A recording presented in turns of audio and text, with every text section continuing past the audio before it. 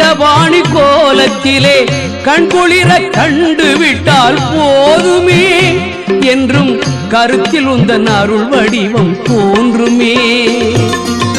உள்ளத்திலே நீ இருக்க உன்னை நம்பி நான் இருக்க வெள்ளிமலையான் மகனே வேலையா என் வாழ்வு வளம் காண கடைக்கண் பாரையா கடைக்கண் பாரையா.